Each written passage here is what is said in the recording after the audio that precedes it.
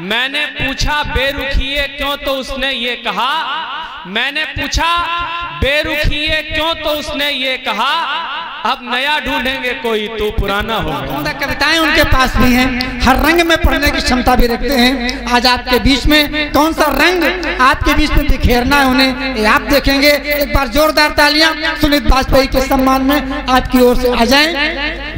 Mic अपने लंबाई के हिसाब से कर ले उसे। हाँ आ जाओ। बहुत ज्यादा प्राण नहीं पीऊंगा आपके, यकीन रखिए। मुझे पता है कि वसीम भाई तक आपको पहुंचना है। बहुत बहुत शुक्रिया आपकी मोहब्बतों के लिए। आइए आप तक, मुझे लग रहा है कि आप लोग अभी भी सज्जाद भाई के रंग में डूबे हुए हैं। मैं उन्हें सलाह देता हूं कि इस दौर में आप प्यार करते ही क्यों हैं, और मुझे लगता है इन्हीं लड़कों के नाम पढ़ना भी चाहिए, क्योंकि आजकल 2-4 दिन बाद परीक्षाएं आने वाली हैं। कुछ ऐसा पढ़ा जाए जो आप परीक्षा की कॉपियों में लिख के आए। सज्जाद भाई सुनना के आज के दौर में प्रेम जिसके संग में चलते चलते एक जमाना हो गया, कि जिसके संग में चलते चलते एक जमाना हो गया, आज वही शख्स कुछ इतना सयाना हो गया, कि जिसके संग में चलते चलते एक जमाना हो गया, आज वही शख्स कुछ इतना सयाना हो गया। मैंने पूछा बेरुखिए क्यों, तो उसने ये कहा, मैंने पूछा बेरुखिए क्यों, तो उसने ये कहा, अब नया ढूंढेंगे कोई तो पुराना हो गया, अब नया ढूंढेंगे कोई। और आपकी खुददारी के नाम पढ़ता हूं लड़कों, अगर बहुत बहुत धन्यवाद। बड़ा देखो नया ढूंढेंगे तो पुराना हो गया, तो शाहिद भाई ने माला पहनाई है, समझ सकते हो आप। नहीं, मैं तालियां बजाइए इसमें मस्ती। निश्चित रूप से धन्यवाद देता हूं आदरणीय चेयरमैन साहब और साहिबा दोनों को। निश्चित रूप से अब मैं साहजादा और साहजादी तो नहीं बना सकता, लेकिन आप दोनों का इसलिए मुझे मिलता रहता है। बहुत लगातार आपके हर कार्यक्रम में मैं रहता हूं, बहुत बहुत प्रणाम आपको।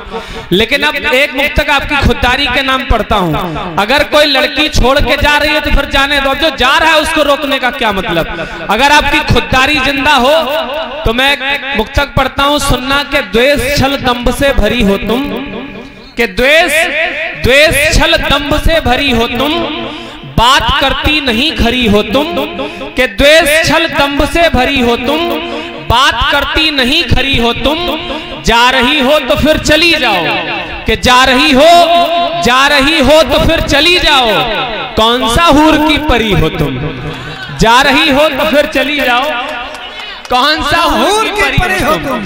और मुझे लग रहा है कि बहुत सारे लोग यहाँ पर मोबाइल लिए बैठे हैं, और हम असीम भाई के साथ एक बार बैठे हुए थे, तो असीम भाई ने अपना व्हाट्सएप दिखाया, उसमें एक फोटो दिखाई। जो इन्होंने बताया था वो हम बता नहीं सकते, क्योंकि चाचा भी मंच पर बैठे थे। तो हमने इनसे पूछा कि ये बताओ असीम भाई देखा है इसको कभी, तो इन्होंने जो कहा उसे मैं शेर में डालकर आप तक पहुंचाता हूं। इन्होंने कहा कि जब भी डीपी लगाती है अपनी, कि जब भी डीपी लगाती है अपनी, बल्लियों दिल उछाल जाती है, कि जब भी डीपी लगाती है अपनी, बल्लियों दिल उछाल जाती है, रब ही जाने वो कैसी है लेकिन, कि जब भी डीपी बदलती है अपनी, बल्लियों दिल उछाल जाती है, और रब ही जाने वो कैसी है लेकिन उसकी फोटो कमाल आती है, रब ही जाने। अच्छा दिक्कत ये हुई कि आजकल मोबाइल में नई नई एप्लीकेशन आ गई हैं, वो करिया को भी सफेद बनाने का काम करती हैं। और मुझे पता है आप सबकी शिकायत होगी, तो मैं उन एप्लीकेशनों से शिकायत करता हूं कि नई एप्लीकेशनों शायद तुम्हें इतना नहीं मालूम, आपकी अगर पीड़ा पढ़ रहा हूं, आपका दर्द, वो क्या कह रहे थे सज्जाद भाई, अगर जिगर घायल हो जाए तो बताना मुझे, कि नई एप्लीकेशनों शायद तुम्हें इतना नहीं मालूम कि कितने रूप के धोखे में आप बीमार होते हैं, कि नई एप्लीकेशनों शायद तुम्हें इतना नहीं मालूम कि कितने रूप के धोखे में आप बीमार होते हैं, और बेचारे जान क्या पाए कि आखिर असलियत क्या है, इन्हें उल्टे तवे में चांद के दीदार होते हैं, बेचारे जान क्या पाए। और मैं ये सब इसलिए कर रहा था क्योंकि मुझे, हालांकि बाबा भी सुन रहे हैं और अपनी उम्र याद आती होगी, तब मुझे नया से एक मुक्तक याद आता है कि थमे दरिया तो मौजों की रवानी याद आती है, कि थमे दरिया तो मौजों की रवानी याद आती है, अधूरे प्यार की पूरी कहानी याद आती है, कि थमे दरिया तो मौजों की रवानी याद आती है, अधूरे प्यार की पूरी कहानी याद आती है, और भले ही पार कर लो उम्र का गहरा समंदर पर, कि भले ही पार कर लो उम्र का गहरा समंदर पर, बुढ़ापा जब सताता है जवानी याद आती है। आइए, मैं ये माहौल बना रहा था, मैं सिर्फ 5 मिनट आपके और चाहता हूं। मुझे पता है कि यात्रा वसीम दादा तक पहुंचनी है, मैंने उनसे 8-10 मिनट का वादा किया है और उससे ज्यादा होने पर मैं खुद ही बैठ जाऊंगा। आज इस मंच पर कौमी एकजहती की जो गंगा बही है, यकीन मानिए जो भी आया उसने हिंदुस्तान और हिंदू मुस्लिम से जुड़े हुए मसलों पर बातचीत की। आप सोचिए, राजनीति हमको अलग अलग करना चाहती है और ये कवि, ये शायर हमको एकजुटता, एक सूत्र में पिरोना चाहते हैं। मैं चाहता हूं एक बार आज जो ये अच्छा काम हुआ है इसके नाम जोरदार तालियां बजाएं, और फिर मैं एक बड़ी कविता पढ़ने का मन बना के बैठा हूं, क्योंकि आप सब लोग इतने मन से सुन रहे हैं। अब इतनी रात जले हो, 2-4 लपट और सही, जब घंटों बैठे रहो तो 10-15 मिनट और सही। क्या कहते हो सोबित भाई? आइए मैं कविता पढ़ता हूं इसी कौमी एकजहती के नाम। हिंदुस्तान का इतिहास आप तक पहुंचे, क्योंकि हमारे बड़ों ने हमको ये बताया है कि हमारी कविता में कोई उद्देश्य होना चाहिए। जो नई पीढ़ी बैठी हुई है इसे मोबाइल की चर्चा करके ही छोड़ देंगे, इसे यही नहीं पता चलेगा कि हमारा हिंदुस्तान कैसा था, तो फिर ये क्या सीख कर जाएगी। एक कविता मैं पढ़ता हूं, संदर्भ सिर्फ इतना सा है कि शिवाजी के सेनापति ने जब युद्ध में विजय प्राप्त की तो एक घर से एक सुल्तान जिनके यहाँ से वो विजय प्राप्त करके आया था, उसकी पुत्र वधू गौहर बानू को वो उस तक ले आया। आज का समाज उसके साथ कैसा व्यवहार करता और शिवाजी ने उसके साथ कैसा व्यवहार किया। जो लोग इतिहास के जानकार हो, मैं ये मंच को भी समर्पित करता हूँ आदरणीय मौलाना साहब को भी। बढ़िया, बगैर किसी भूमिका के पढ़ता हूँ। सुनना के सांध्य काल का समय गहनता बढ़ने लगी तिमिर में। असीम भाई सुनो कि सांध्य काल का समय गहनता बढ़ने लगी तिमिर में, बैठा था निर्विघ्न मराठा कुल का सिंह शिविर में। चिंता नहीं युद्ध में जय हो या फिर मिले पराजय, जीजाबाई का सुपुत्र तो रहा हमेशा निर्भय। अरे वीर शिवाजी नाम सदाशिव के समान बलशाली, बुद्धिमान बलवान समर में दांव न जाए खाली। आगामी रणनीति योजनाएं तमाम ले मन में, शौर्यवान योद्धा एकाकी था निमग्न चिंतन में। तंद्रा भंग हुई जब बाहर आहट पड़ी सुनाई, सोनदेव आवाजी अंदर आता पड़ा दिखाई। पीछे पीछे सेनापति के सैनिक लाए डोला, आवाजी ने शीश नवाया पहले फिर यूं बोला कि महाराज की जय हो मैं ये शुभ संदेशा लाया। विजय हुई कल्याण दुर्ग पर भी भगवा लहराया। अरे वीर मराठों की सेना ने, वीर मराठों की सेना ने ऐसी मार मचाई, भाग गया सुल्तान न वापस रण में पड़ा दिखाई। कि वीर मराठों की सेना ने, वीर मराठों की सेना ने ऐसी मार मचाई, भाग गया सुल्तान ने वापस रण में पड़ा दिखाई। खबर विजय की सुनी हृदय में अतुलित हर्ष हुआ है, लगा मराठा साम्राज्य का नव उत्कर्ष हुआ है। प्रमुदित हो निसैन्य जनों से कहा अभिप्सित अपना, लगा हृदय में पलने मेरे विश्व विजय का सपना। तब तक शांत खड़े सेनापति ने अपना मुंह खोला, प्रिय आवाजी सोनदेव आह्लादित होकर बोला कि सुने सुने मराठा श्रेष्ठ न खाली हाथ आ जाया हूँ, संग अपने कल्याण दुर्ग की अनुपम मणि लाया हूँ। अरे समझो समझो आज मिली जय का स्वामी उपहार यही है, स्वीकारो भोगो दुश्मन के संग प्रतिकार यही है। कि स्वीकारो भोगो दुश्मन के संग प्रतिकार यही है। यह कहकर डोले वालों को उसने किया इशारा, पर्दा खुला और कैदी को बाहर गया उतारा। कैदी क्या बुरके के अंदर रूप राशि थी प्यारी, गौहर बानो मुगल वधू 16 वर्षीय नारी। और वो लोग जो आज मुशायरा या कवि सम्मेलन सुनने आए हो, उनको कविता की अगली पंक्तियां सौंपता हूं। मैं मंच पर विराजे हुए सभी शायरों का भी ध्यान चाहता हूं। अगर आपको लगे कि मैंने गौहर बानो की खूबसूरती सही सही से बांस दी है तो मुझे हर व्यक्ति का आशीर्वाद चाहिए। सुनना कि गौहर बानो मुगल वधू 16 वर्षीय नारी, आगे बढ़ जब सोनदेव ने मुख आवरण हटाया।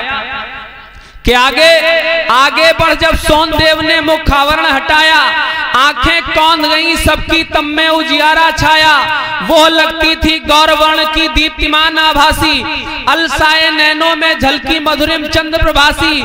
या बसंत की मादकता में चटकी हुई कलीसी, या उफनाई नदी चांदनी को पाकर उजली सी, आंखें जैसे अंधकार में दीपक की ज्योति सी, श्वेत वर्ण दंतावलियां जो सीपी के मोती सी। अरे सुंदरता के हर मानक पर, के सुंदरता के हर मानक पर वह सब भांति खरी थी, गौहर मानो आसमान से उतरी हुई परी थी। कि सुंदरता के हर मानक पर वह सब भांति खरी थी, गौहर मानो आसमान से उतरी हुई परी थी। हो स्तब्ध शिवा ने पूछा क्या उपहार यही है? जब शिवा के सामने उपहार के रूप में एक लड़की को प्रस्तुत किया गया, उसकी भावनाएं सुनना कि हो स्तब्ध शिवा ने पूछा क्या उपहार यही है? प्रिय, क्या तुमने इसे भोगने की ही बात कही है? जो ही सोनदेव ने सहमति में निशीश हिलाया, माथे पर बल पड़े शिवा का अंग अंग थर्राया, आंखें लाल हो गई मानो हो ज्वलंत अंगारे, लगा अचानक लगे कांपने धरती अंबर तारे, जबड़े भिचे भुजाएं फड़की पहुंचा हाथ खड़क तक, लगा कि जैसे अभी क्रोध से फट जाएगा मस्तक। बोला बोला अरे बुद्धि के मारे ऐसी नाफरमानी, मेरा सेनापति होकर के भी ऐसी नादानी। अरे तुझे पता क्या है अक्षम्य तूने जो पाप किया है, किंतु समूचा जीवन तूने मेरे लिए जिया है। अरे वरना जिन हाथों से लाया, वरना जिन हाथों से लाया उन्हें छांट देता मैं, तेरी इस हरकत पर तेरा शीश काट लेता मैं। वरना जिन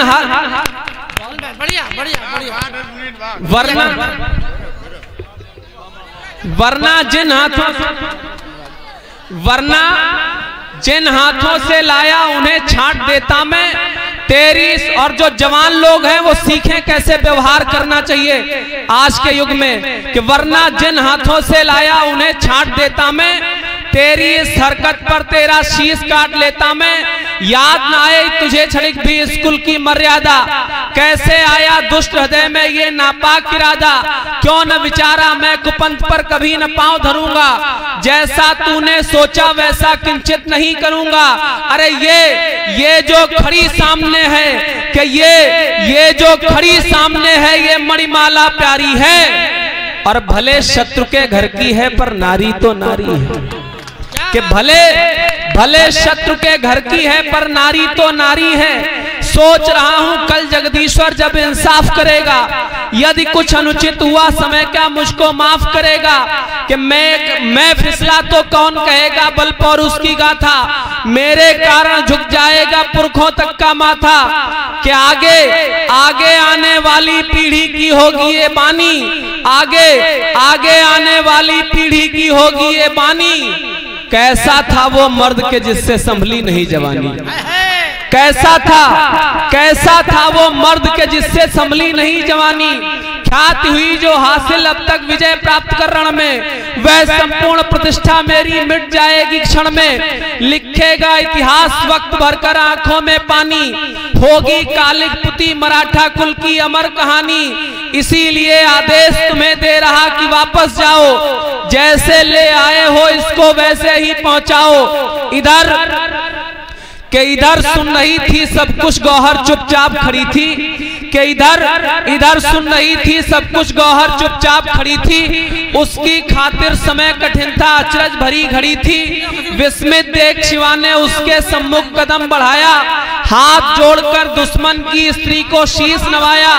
कहा कि करना क्षमा गई मारी मूरख की मति है, अपराधी हूं मैं क्योंकि वो मेरा सेनापति है। और अब अंतिम 4 पंक्तियां पढ़कर अपना स्थान लेता हूं।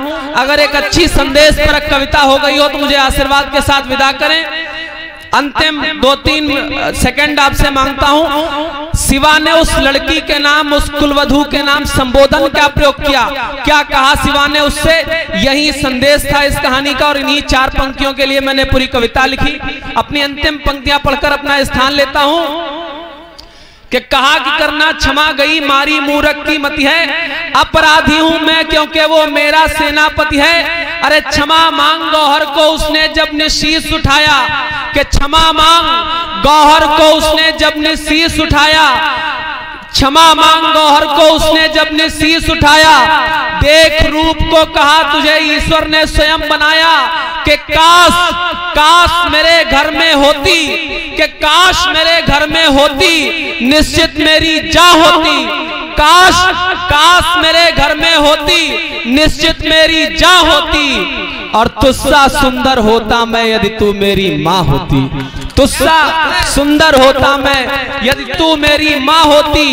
ये सच्ची गाथा है, कोई बात विचित्र नहीं है, कहता है इतिहास देश का असल चरित्र यही है। ऐसी घटनाओं से, कैसी घटनाओं से जग में ऊंचा मान रहेगा, सूरज चंदा है तब तक ये हिंदुस्तान रहेगा, सूरज चंदा है। बहुत बहुत धन्यवाद, जय हिंद जय भारत।